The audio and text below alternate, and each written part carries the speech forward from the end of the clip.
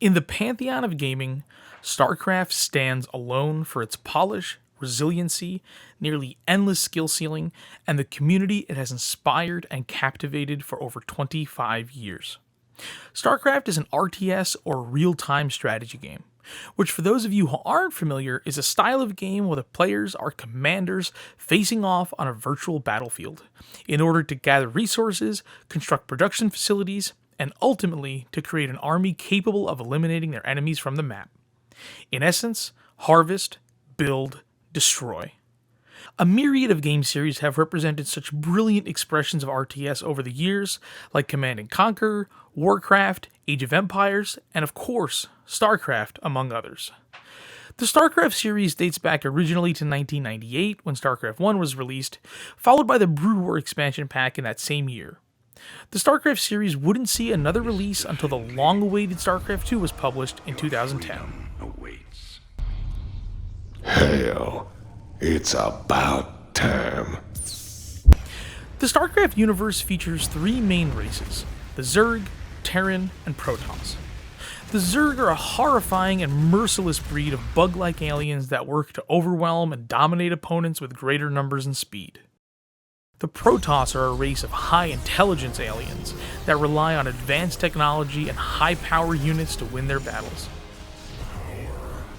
The Terrans are the humans of the StarCraft universe who have gone intergalactic and fled Earth. Sporting technology from the far future of present-day humans, the Terrans deploy high-damage, low-health, run-and-gun armies. The fundamentals of any real-time strategy game can be broken up into two separate categories: micro and macro. Realistically, these two are almost separate games that one must be able to juggle simultaneously in order to succeed. You can think of macro as setting yourself up for battle, and of micro as the physical control of your army during battle.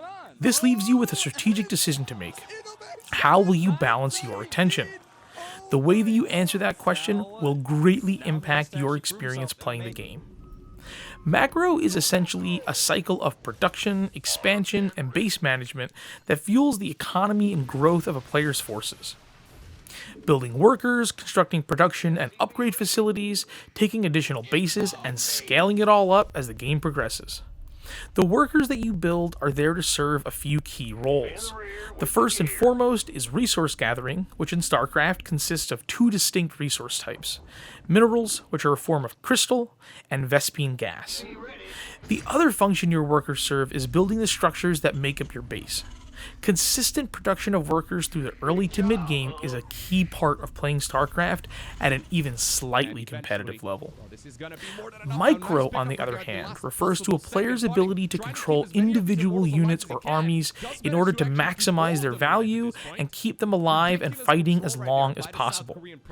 A classic example of micro would be when a Protoss player utilizes a warp prism to keep key units alive when they're under heavy fire. The players who compete in StarCraft on a professional level have mastered these two figurative minigames to such a degree that they are able to not only perform macro-oriented tasks and micro-units at the same time, many are able to control several groups of fighting units simultaneously, all while never missing a beat when it comes to their production.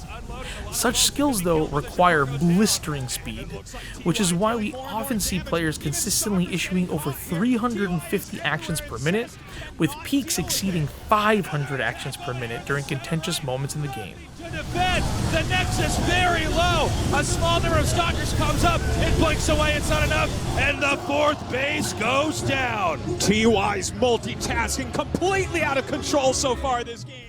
StarCraft 2 is an incredibly deep game with a myriad of different approaches and playstyles. There is no one correct way to play a game like StarCraft. There's so many different technology trees that each race can follow, and ever-shifting counterplays to serve as answers for the innovative new strategies that people devise. What am I watching? Well, that was anticlimactic. He's going to make a few more units over here. A lot of Zealots and DTs. This is so crazy! I think he actually blinks behind it. This with is everything. so crazy! But here we go. I don't know. Okay, he blinks on top of everything. Oh my God, he charges in and the blink DTs smashing through. That's so cool. Dude, he's actually doing it. This is the coolest thing I've ever seen. I didn't even think you'd use him like that, but yeah. New maps also serve as a way to keep the game fresh after 14 years of development. Like chess or music or art, StarCraft never ends. It ebbs and flows and produces an endless supply of entertainment and enjoyment for RTS fans around the world. All of this, though, has been focused on the 1v1 competitive elements of StarCraft, and there is so much more to the game and to the community than that. StarCraft 2 has 3 in-depth, story-driven campaigns, one for each of the 3 expansions the game had. Wings of Liberty, the Terran expansion, Heart of the Swarm, the Zerg expansion, and Legacy of the Void, the Protoss expansion. Aside from that, there's a co-op mode that's very popular among casual gamers. In co-op, you can team up with a friend in order to battle it out in a wider range of missions against well-designed AI armies. Last, and certainly not least, is the arcade portion of StarCraft, where there are countless user-made games of all genres and types that you can play within the StarCraft 2 game client. I hope you really enjoyed this brief look into the world of StarCraft with me. My name is Ahmed, better known around the community as the Starcraft Historian. I operate a YouTube channel where I work to catalog the history and personalities of the StarCraft community and the RTS community at large. You can check out my work in the link in the video description. What am I doing here, though? When I met Bruno from UrsaTV for the first time in Germany at a Home Story Cup, it was so clear to me that I was talking to another real StarCraft fan.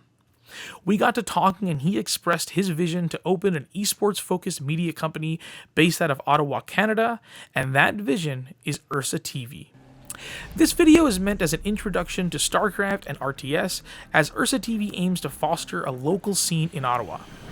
Bruno's project will grow into other games and categories, but he has that passion that drives us to share the beauty of StarCraft with everyone.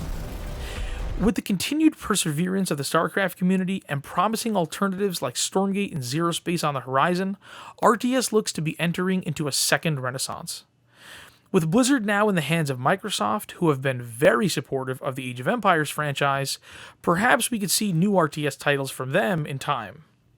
The future of this genre is bright, and this renewed interest in the category should bring us into a new era of exciting competitive play, inspiring a whole new generation of gamers to love RTS. Bruno aims to have both UrsaTV and Ottawa, Canada play a role in this future. Thank you all so much for watching.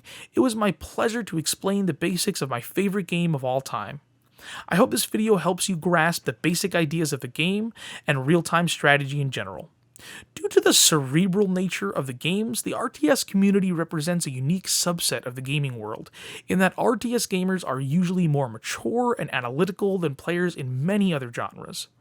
The result is an incredibly welcoming and understanding group of people from all walks of life coming together to share their collective passion for these beautiful games. That is all for now, my friends. Until next time.